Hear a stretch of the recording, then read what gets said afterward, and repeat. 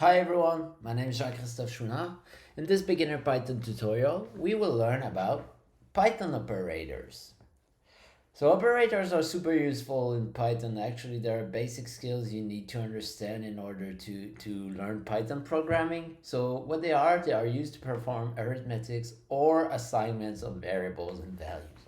So example, you can perform summations like doing 1 plus 3, so then you can have this result. You can also sum variables. So first you can assign a variable by saying x equal 1, and then if you get x, you will see that you get the variable. So then you can do y equal 3, and then so then you can say x plus y. So then you can get 4. So this is good. So then you can assign variables. So that's what we just learned about. So we'll keep going at it. But essentially you can assign x equal 3 and saying x. So this is simple enough, yes. But you can also assign by incrementing. So then if you say x, so now you have x plus equal 1. So that what we'll do is we'll take the x variable and add a 1 and reassign it to x. So if we run x here, we can have a 4. So let's look a little bit into the operators that exist. So we have the addition, now that we already have seen. We have the subtraction that you normally use with the minus sign. You can do multiplication. So in the programming, the multiplication sign is usually the star symbol, so you can say 5 times 5, and the result will be 25. You can also do divisions by saying 20 divided by 5 using the dash sign, and then you get 4. What's interesting here is that you get a float compared to multiplication, you get an integer. So we'll learn a bit about data type in another lesson, but just to make sure that the data type is understood here. I don't know if you know about exponent, but exponent essentially is if you want to do 2 times 2 times 2, then you can print this. For instance, if you print 2 times 2 times 2, that would be the same as saying print 2 star star 3, so 2 exponent 3, and then you can see that we have the same result. Okay, let's dive a bit into a bit more cryptic symbols. So we have the floor division. The floor division is something you can do by saying 10 divided twice by 3. So that's a floor division. What it does is it will find the nearest whole number underneath the round number.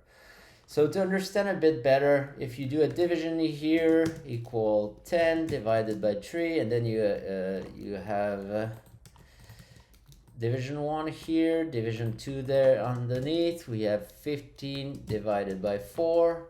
And then if we round both numbers, so if I do print round div 1 and round div 2, what happens here is we get 3 and 4. So we've rounded to the nearest whole number. So if we look at first print div 1 and div 2, so if we rerun this, we have 3.3, and then we rounded to the nearest number. But if we want to have the nearest integer underneath, so if I wanted 3 for both, I would use floor instead. So I would do print 10 divided by 3, and I would do 15 floor division by 4, and then if I print this, now I get the nearest floor number.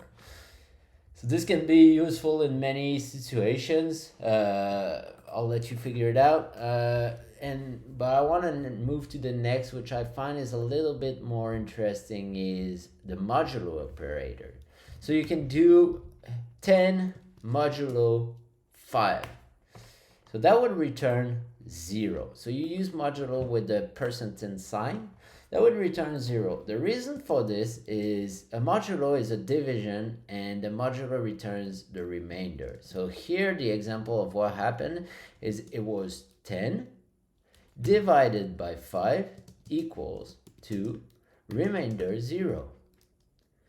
So to understand remainder, let's take another example, which is modulo 3. 10 modulo 3. Then what happens here, if we run this, we can see it's equal to 1. So what happens is 10 divided by 3 equals 3 remainder of 1, which, if we put it simple, is 3 plus 3 plus 3. That's 9. And there's a remainder of 1. So that's what a modulo is it gives you that number. If we take another example, for instance, instead of using 10 modulo 3, we have 15 modulo 4. So then what happens here is it will be 4 plus 4 plus 4 plus 4. That's 12.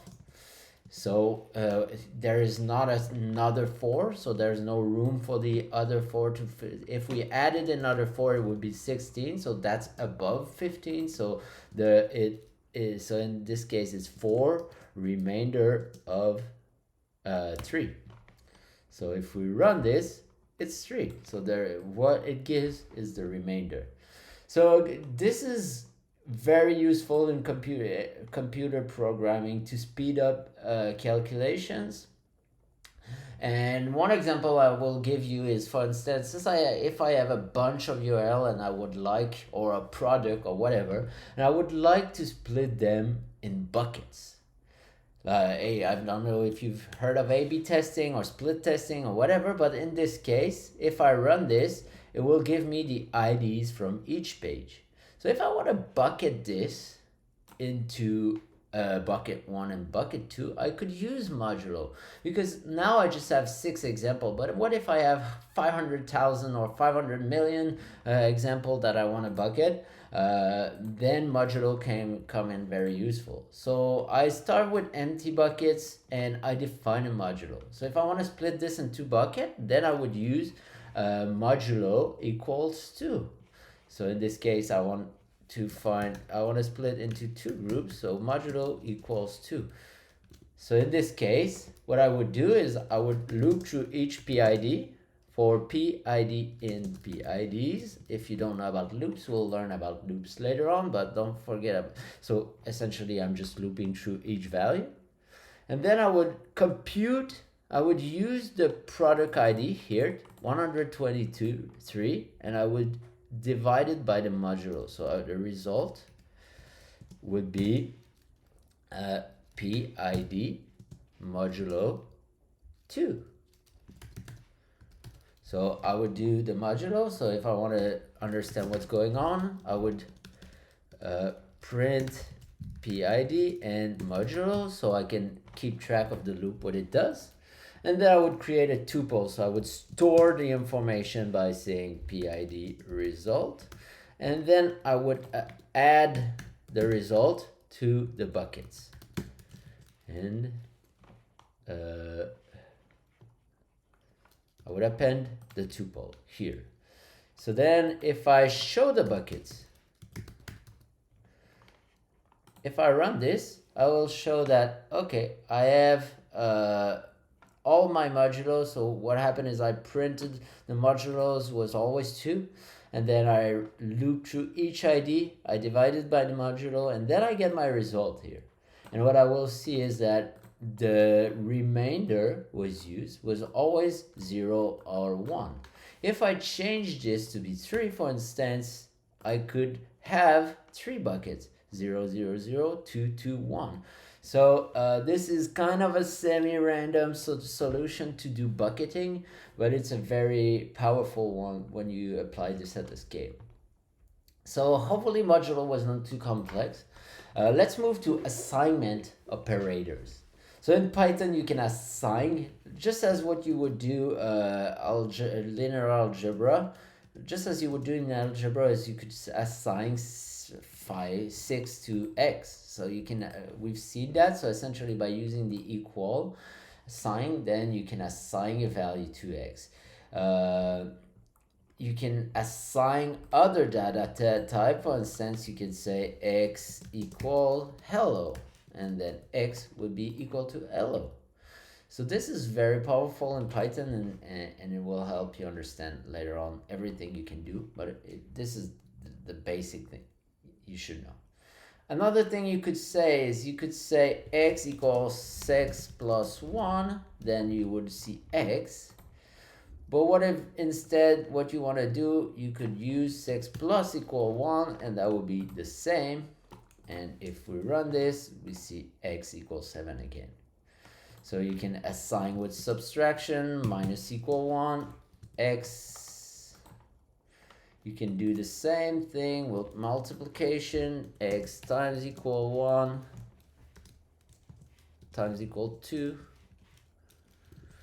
And then you run x. You can divide, x divided equals 2, x equal 3.0. So you can see you can do all these kind of stuff, and it's once you know your operators, there's no trying to understand what's going on. It's always you do your operator and you combine them to here. So you could say this, you can x4.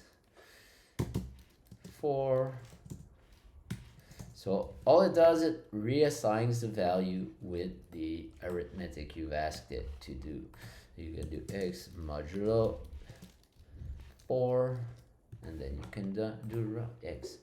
So here you all have the same operators. This is super simple to understand. Then you can move to comparing numbers. So you could say, what is one? So in this case, when you want to really know if two things are equal, you do double equal. So in this case, it would return a boolean saying false because one is not equal to. Another thing you need to understand is if you do 1, it will equal true, but the thing is there is a data type. So 1 is not equal. So this is a string and this is an integer. So in this case, you would say integer, and this is true again. So you need to understand that this equal sign, it will consider casing, it will consider data type and things like this. So if you have, for instance, hello and equal hello, then it's false, it's not the same. So you need to know about this. You can say if equal. So if 1, so that's one of the very good use case. If 1 equal to, print equal, and else print not equal. So then this is one of the powerful use case. You can do this because you can say do something if it's something and do something else if it's not equal. So in this case, you can use this. There is also the not equal, so you can say 1. So then you use the exclamation point, 1 is not equal to. In this case, we'll say true because 1 is not equal to. You can use greater than, so you can say 5 is greater than 2. 5 is greater than 2, and so this is true. Or you can say 5 is smaller than 2. And you can say false in this case. There is also the greater or less equal than, so you can use the same thing here. So you can say 5 smaller or equal, and then you move it to the other side. 5 is oh, sorry, I don't know why, not the other side. You just do it this way. So you just modify the sign with the equal, true, false, because it's 5 is greater or is smaller or equal than 5. Okay, this is a bit boring, I know, but you gotta get the hang out of these things, because what you can do with logical operators is you can start combining them together. So if you have x equal 10, you want to print x, you want to know if x is valid. So I want to make sure that x is greater than 3 and smaller than 20. So if I want to do this, I would say if x is greater than 3, and I use the AND keyword in order to say x is smaller than 20. Then I can start doing those rules and print x is valid. I can use the OR operator. In this case, I could do the same kind of thing, say x is greater than 3 or x is smaller than 9.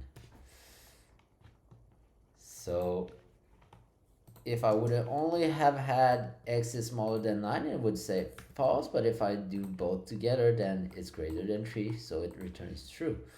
I can use the,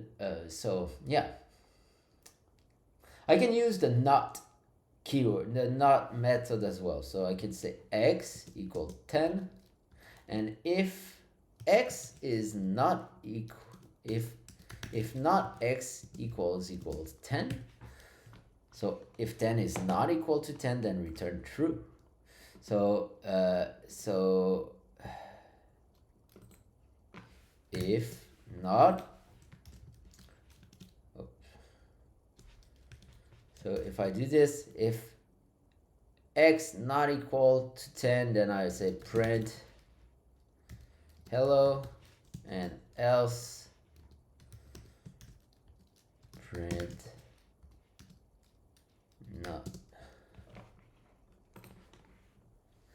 Then you say, okay, in this case, this can look a bit confusing, right? But if I would say x is equal 10, it would print hello, because if x is equal 10, then print hello. But in this case, I'm just saying the opposite, and the opposite can be confusing, but can be useful as well. So if x is not equal, then you print not, because this would return false.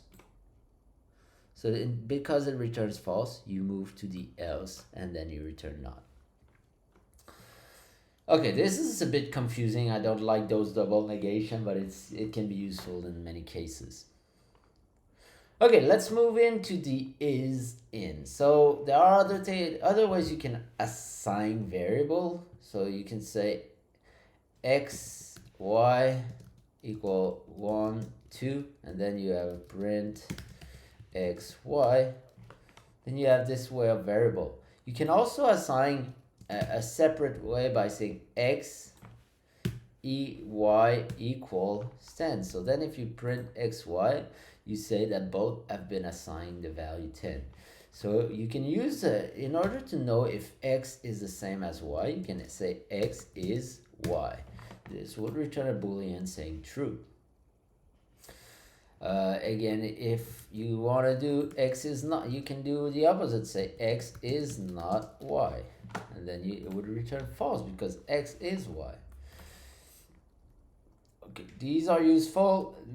Another very useful thing is if you have a list of items, you say ls equals 1, 2, 3. So you have a list of items, and you want to know if a value is part of these items.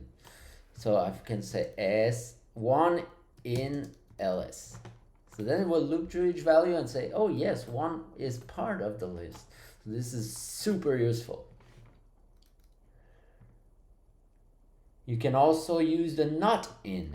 And not in is very useful in order to search through text. So you can say hello world, and I want to know if a letter is part of the word. If T not in text, print letter not found. So you can say, you can start searching through text by saying the same way, and else you could say letter print letter is found. So you can play around with these, but essentially this covers everything you can do with operators, or it's a very introduction to operators, and see you in the next tutorial.